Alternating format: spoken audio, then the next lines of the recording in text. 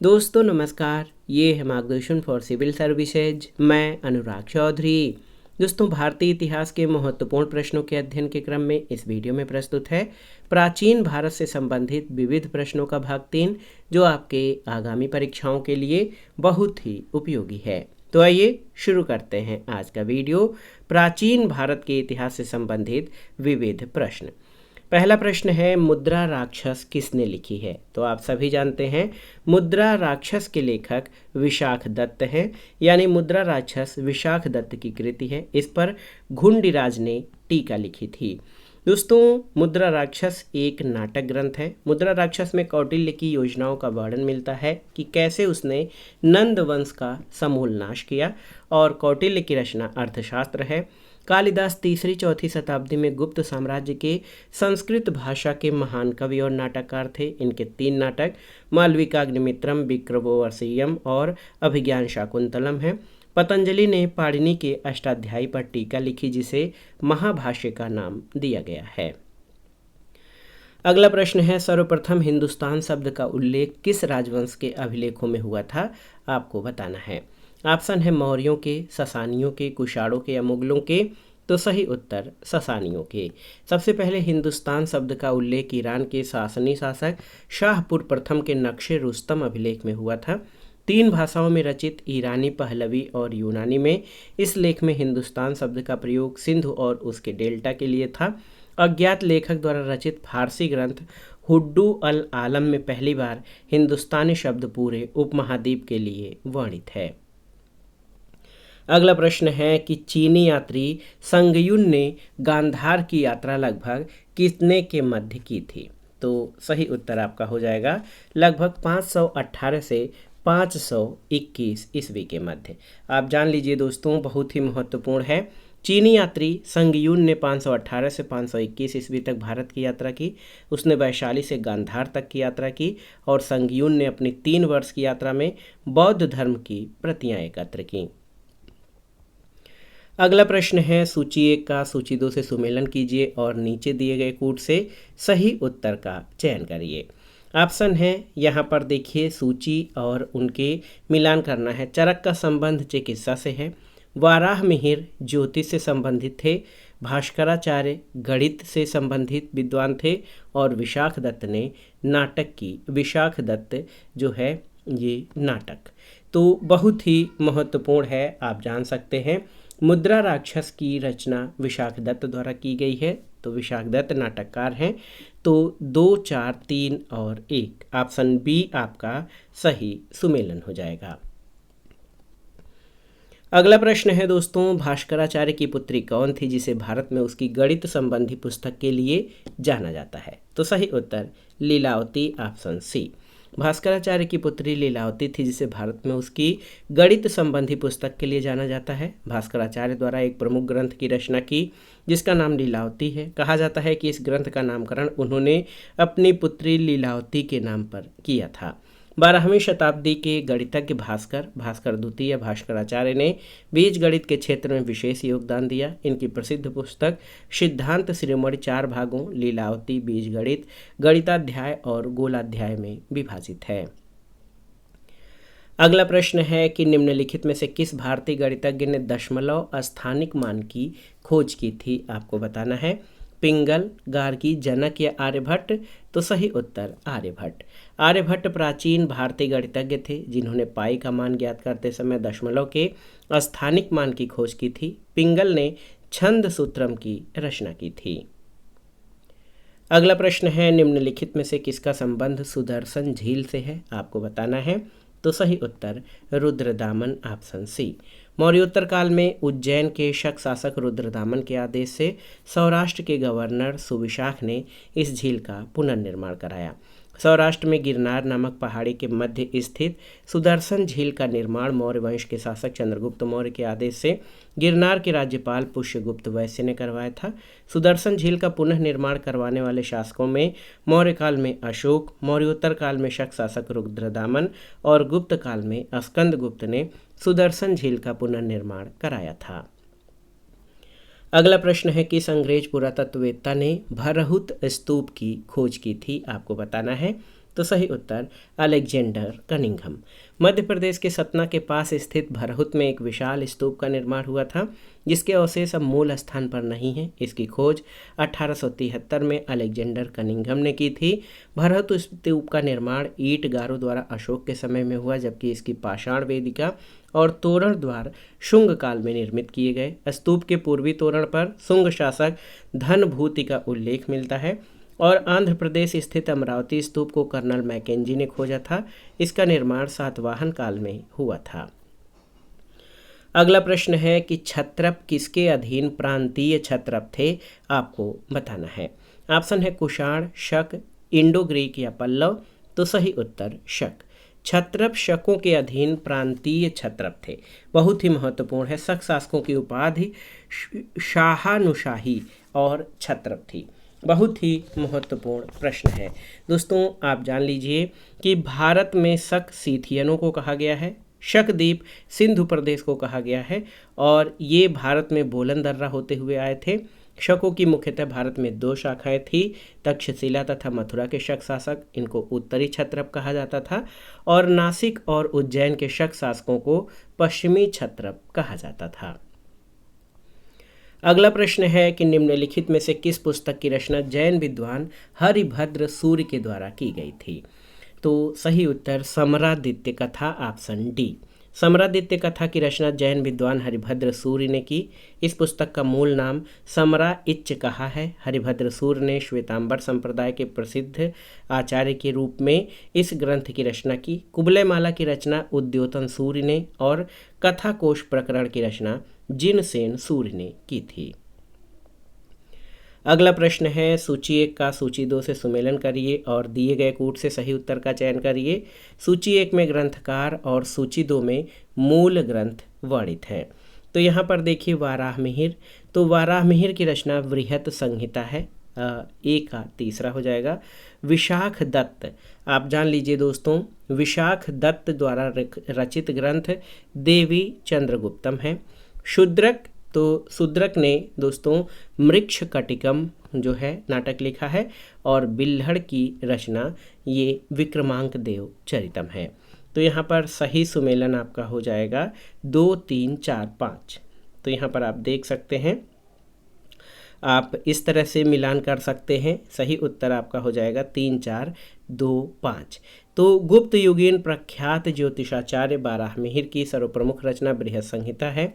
विशाख दत्त की रचना देवी चंद्रगुप्तम है और मृक्ष कटिकम शूद्रक ने लिखा है और विक्रमांक देवचरित बिल्हड़ की कृति है, जिसमें कल्याणी के चालुक्य वंशी नरेश विक्रमादित्य खष्टम का चरित्र वर्णित है और प्रबंध चिंतामणि मेरुतुंग की रचना है। अगला प्रश्न है निम्नलिखित में से कौन सा युग्म सही है, आपको बताना है। कुषाण गोंडो फर्नीज, सातवाहन खारवेल, मौखरी प्रवरसेन या हिंद यवन डेमेट्रियस। तो केवल ऑप्शन डी आपका सही है। हिंद यवन शासक डेमेट्रियस एक महान विजेता और महत्वाकांक्षी शासक था। उसने एक विशाल सेना के साथ हिंदुकुश की पहाड़ियों को पार कर सिंध और पंजाब के प्रदेशों पर विजय की। सामान्यतः भारत में यवनों का आक्रमण पुष्यमित्र शुंग के समय हुआ था, जिसका नेता डेमेट्रियस था। इसका विवरण पतंजलि के महाभाष्य, मालविकाग्निमित्रम आदि में मिलता है। महाभाष्य, गार्गी संहिता, मालविकाग्निमित्रम ग्रंथों के अनुसार यवन साकेत, माध्यमिका यानी चित्तौड़, पंचाल, मथुरा को जीतते हुए पाटलिपुत्र तक बढ़ आए थे। अगला प्रश्न है निम्नलिखित में से किस राजवंश के शासकों के लिए देवपुत्र की उपाधि प्रयुक्त हुई थी। तो सही उत्तर कुषाण। कुषाण राजवंश के शासकों ने देवपुत्र और शाहानुशाह की उपाधि धारण की। शक शासक महाक्षत्रप की उपाधि धारण करते थे, जबकि शुंग शासक पुष्यमित्र जो है सेनानी की उपाधि धारण करते थे। गुप्त शासक महाराजा धीराज, परम भट्टारक जैसी उपाधियां धारण करते थे। अगला प्रश्न है किससे गुप्तों ने पतलून पहनना सीखा। बहुत ही महत्वपूर्ण है। कुषाणों से, मौर्यों से, शुंगों से या शकों से। तो सही उत्तर कुषाणों से। गुप्त मूलतः कुषाणों के सामंत थे। गुप्त वंश के आरंभिक राज्य उत्तर प्रदेश और बिहार थे, जहां से गुप्त अपने कार्यों का संचालन करते थे। कुषाणों से प्राप्त तकनीक और वैवाहिक संबंधों से गुप्त साम्राज्य और सुदृढ़ हुआ। गुप्तों ने जीन, लगाम, बटन वाले कोट, पतलून और जूतों का इस्तेमाल कुषाणों से सीखा। कुषाणकालीन सेना में घुड़सवारों की भूमिका प्रमुख थी, जिसे गुप्तों ने सीखा, बाद में उनकी सेना का मूल आधार हो गया था।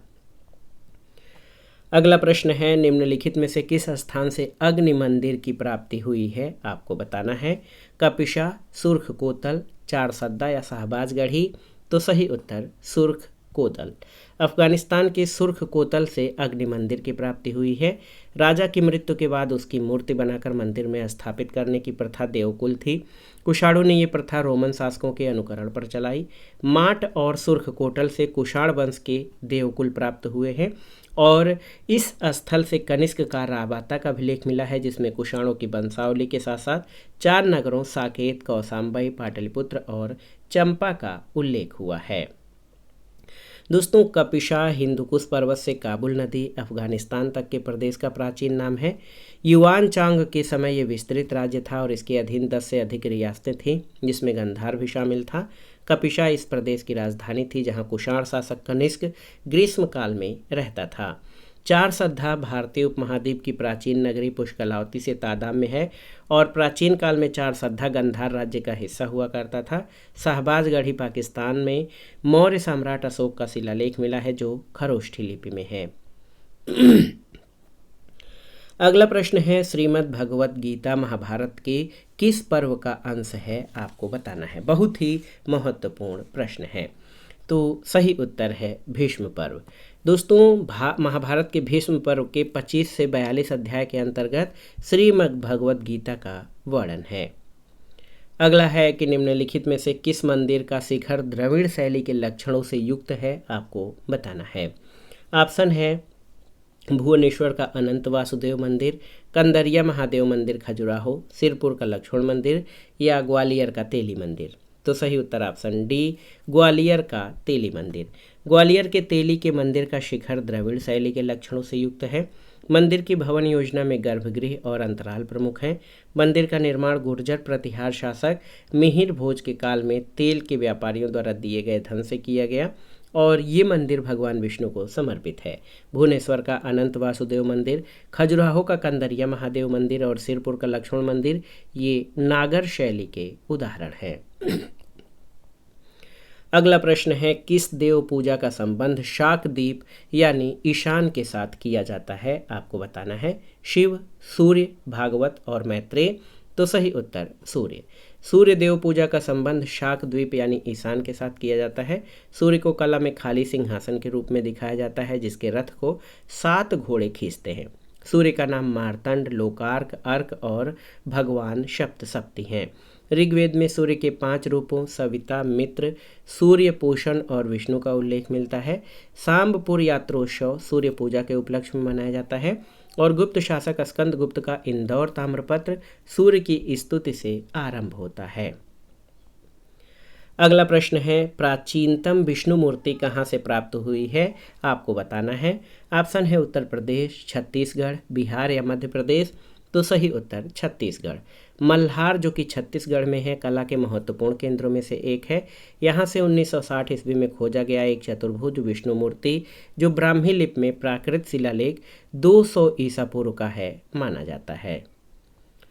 अगला प्रश्न है, किस अरबी विद्वान ने भारतीय क्षत्रियों को सबूक, फुरिया और कतरिया नामक वर्गों में विभाजित किया है? ऑप्शन आप देख सकते हैं, इब्न खुरदादब, अल-बरूनी, सुलेमानी या अल-मसूदी? तो सही उत्तर इब्न खुरदादब, ऑप्शन ए। अरबी विद्वान इब्न खुरदादब ने क्षत्रियों के 2 वर्गों का उल्लेख किया है, सबूक, फुरिया और कतरिया। आप जान लीजिए, गुप्तोत्तर युग की एक महत्वपूर्ण घटना राजपूतों का अभ्युदय है। राजपूत शब्द सर्वप्रथम प्रयोग कर्नल टाड ने अपनी पुस्तक annuls and history of Rajasthan में किया है। वेनसांग और इब्न खुरदादब ने कृषि को शूद्रों का व्यवसाय बताया और एक वर्ग के रूप में कायस्थों का सर्वप्रथम उल्लेख याज्ञवल्क्य स्मृति में, जबकि एक जाति के रूप में सबसे पहले इसका प्रयोग ओशनम स्मृति में मिलता है। अगला है, मैत्रक वंशी शासकों द्वारा किस प्रमुख शिक्षा केंद्र को उदारतापूर्वक सहायता और संरक्षण दिया गया? आपको बताना है। तो सही उत्तर वल्लभी। दोस्तों, मैत्रक वंशी शासकों ने वल्लभी शिक्षा केंद्र को उदारतापूर्वक सहायता और संरक्षण दिया। वल्लभी विश्वविद्यालय गुजरात के सौराष्ट्र भाग में स्थित है। ये विश्वविद्यालय अर्थशास्त्र, नीतिशास्त्र और चिकित्सा के लिए बहुत प्रसिद्ध था। 7वीं सदी के मध्य चीनी यात्री वेनसांग और आइचिन यहाँ आए थे। इन्होंने इसकी तुलना बिहार के प्राचीन नालंदा विश्वविद्यालय से की थी। तो सही उत्तर है मैत्रक वंशी शासकों द्वारा गुजरात के वल्लभी विश्वविद्यालय को उदारतापूर्वक संरक्षण दिया गया था। अगला प्रश्न है, बहुत ही महत्वपूर्ण है। आप देख सकते हैं कि श्लेष यानी द्विअर्थी में लिखा गया प्रारंभिक मध्यकाल का ग्रंथ कौन सा है। ऑप्शन है हर्षचरित, रामचरित, नवसहसांक चरित या विक्रमांक देवचरित। तो सही उत्तर रामचरित। रामचरित श्लेष यानी द्विअर्थी में लिखा हुआ प्रारंभिक मध्यकाल का ग्रंथ है। इस ग्रंथ की रचना संध्याकर नंदी ने की है, जिसमें पाल शासक रामपाल की उपलब्धियों का वर्णन है।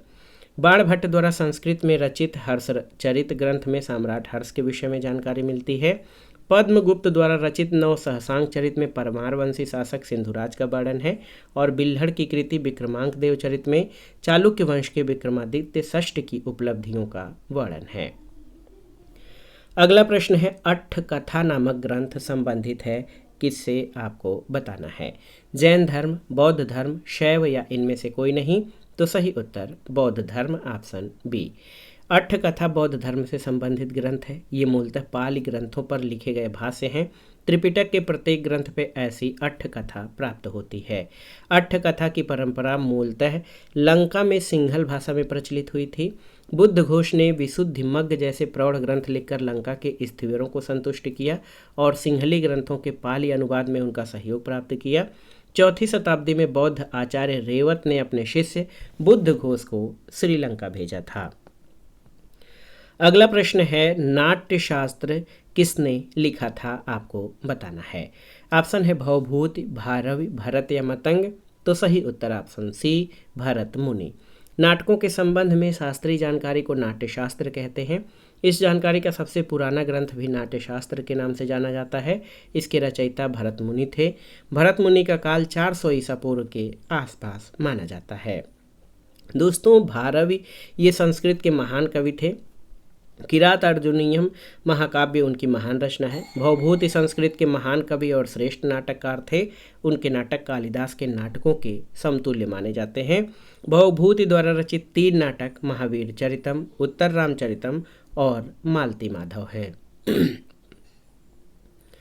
अगला प्रश्न है, गजहस्त्र मुद्रा संबंधित है किससे। बहुत ही महत्वपूर्ण प्रश्न है। तो सही उत्तर है ये शिव से संबंधित है। गजहस्त्र मुद्रा योग की एक मुद्रा है जो शिव से संबंधित है।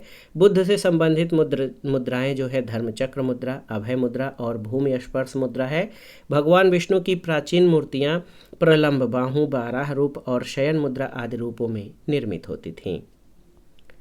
अगला प्रश्न है, कवि चंडीदास ने किस भाषा की लोकप्रियता में अपना योगदान दिया था, आपको बताना है। बंगाली, ब्रजभाषा, मैथिली या अवधी। तो सही उत्तर बंगाली में। कवि चंडीदास को बंगाली कविता का जनक कहा जाता है। उन्होंने प्रेम और भक्ति की जो धारा शुरू की वही बाद में गोविंद दास, रविन्द्रनाथ टैगोर और अन्य बंगाली कवियों में भी विकसित हुई। अगला प्रश्न है, नाम लिंगानुशासन नामक ग्रंथ के लेखक कौन थे, आपको बताना है। बहुत ही महत्वपूर्ण प्रश्न है। तो सही उत्तर अमर सिंह। नाम लिंगानुशासन नामक ग्रंथ के लेखक अमर सिंह हैं। वस्तुतः यह संस्कृत व्याकरण पर लिखी गई पुस्तक अमरकोश का वास्तविक नाम है। ये गुप्तकालीन ग्रंथ है। क्षेमेंद्र की प्रसिद्ध रचनाएं बृहद कथा मंजरी, कवि कंठाभरण, भारत मंजरी, कला विलास और समय मातृका है। कालिदास को भारत का शेक्सपियर कहा जाता है। ये संस्कृत भाषा के सर्वश्रेष्ठ कवि और नाटककार थे। इनकी रचनाएं ऋतुसंहार, मेघदूत, कुमार संभव, रघुवंश, मालविकाग्निमित्रम, विक्रमोर्वशीयम और अभिज्ञान शाकुंतलम है। लक्ष्मीधर गढ़वाल वंश के शासक गोविंद चंद्र का मंत्री था, जिसने कृत्यकल्पतरु की रचना की थी। अगला प्रश्न है, बौधायन सूत्र के अनुसार राजा अपनी प्रजा की रक्षा करता था, जिसके बदले उसे प्रजा से प्राप्त होता था क्या। तो सही उत्तर है उनकी उपज का 6ठा भाग। दोस्तों याद रखिएगा, बौधायन सूत्र के अनुसार राजा अपनी प्रजा की रक्षा के लिए उपज का 6ठा भाग लेता था। अर्थशास्त्र से ज्ञात होता है कि राजा भूमि का मालिक होता था। वो भूमि से उत्पन्न उत्पादन के एक भाग का अधिकारी होता था। इस कर को भाग कहते थे। अशोक ने लुम्बिनी ग्राम का भोग कर माफ करके कर दिया था, क्योंकि ये बुद्ध की जन्मभूमि थी, और भू राजस्व 1/6 से घटाकर 1/8 कर दिया था। अगला है, निम्नांकित में से दाय भाग का लेखक कौन था, आपको बताना है। ऑप्शन है विज्ञानेश्वर, विश्वरूप, जीमूत वाहन या कुलूक भट्ट। तो सही उत्तर जीमूत वाहन। 12वीं सदी की रचना दाय भाग के लेखक जीमूत वाहन है। विज्ञानेश्वर की कृति मिताक्षरा में पुत्रों को ये अधिकार दिया गया है कि वे पिता से संपत्ति का बंटवारा उसके जीवन काल में करा सकते हैं, जबकि दाय भाग में मिताक्षरा से विरोधी मत का प्रतिपादन है। दाय भाग के अनुसार पिता की मृत्यु के बाद ही पुत्र को उसकी संपत्ति में हिस्सा मिलेगा। मिताक्षरा और दाय भाग हिंदू उत्तराधिकार से संबंधित पुस्तकें हैं। जीमूत वाहन ने न्यायिक प्रक्रियाओं पर आधारित व्यवहार मातृका पुस्तक की रचना की। विज्ञानेश्वर कल्याणी के चालुक्य शासक विक्रमादित्य खष्ट के दरबार के मंत्री थे। अगला प्रश्न है, किस प्रकार के समाज में मातृदेवी की अवधारणा मुख्यतः प्रचलित थी। ऑप्शन है औद्योगिक समाज, कृषि समाज, हथकरघा समाज या उपर्युक्त में से कोई नहीं। तो सही उत्तर कृषि समाज। कृषि समाज में मातृदेवी की अवधारणा मुख्यतः प्रचलित थी। कृषि एक मुख्य विकास था जो सभ्यताओं का उदय का कारण बना। इसमें पालतू जानवरों का पालन किया गया और पौधों को उगाया गया। इसने अधिक घनी आबादी और स्त्रीकृत समाज के विकास को सक्षम बनाया। औद्योगिक समाज में उत्पादन कृषि के अलावा उद्योगों पर केंद्रित होता है और यांत्रिक शक्ति महत्वपूर्ण होती है। हथकरघा समाज में ग्रामीण स्तर पर अलग अलग समाज हैं जो इन गुणवत्ता और अच्छे दिखने वाले उत्पादों का निर्माण और आपूर्ति करते हैं। बालोद हथकरघा उत्पाद बनाने के लिए प्रसिद्ध है। अगला प्रश्न है, निम्नलिखित में से कौन याज्ञवल्क्य स्मृति का टीकाकार नहीं है। ऑप्शन है विश्वरूप, अपरार्क, विज्ञानेश्वर या कुल्लूक भट्ट। तो सही उत्तर ऑप्शन डी कुल्लूक भट्ट। कुल्लूक भट्ट याज्ञवल्क्य स्मृति के टीकाकार नहीं है। याज्ञवल्क्य स्मृति के टीकाकार विश्वरूप, विज्ञानेश्वर और अपरार्क हैं। कुल्लूक भट्ट मनुस्मृति के भाष्यकार हैं। मनुस्मृति के अन्य भाष्यकारों में मेघातिथि, गोविंदराज और भारुचि हैं। मनुस्मृति की रचना मौर्योत्तर युग में शुंग काल में हुई। स्मृतियाँ हिंदू धर्म के कानूनी ग्रंथ हैं। ये पद्य में लिखी गई हैं, परंतु विष्णु स्मृति गद्य में लिखी गई है।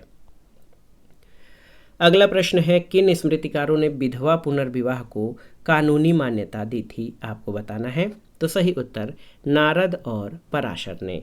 नारद और पराशर स्मृतिकारों ने विधवा पुनर्विवाह को मान्यता दी, जबकि बृहस्पति ने इसका समर्थन नहीं किया है। याज्ञवल्क्य स्मृति कन्या के उपनयन और वेदाध्ययन का निषेध करती है।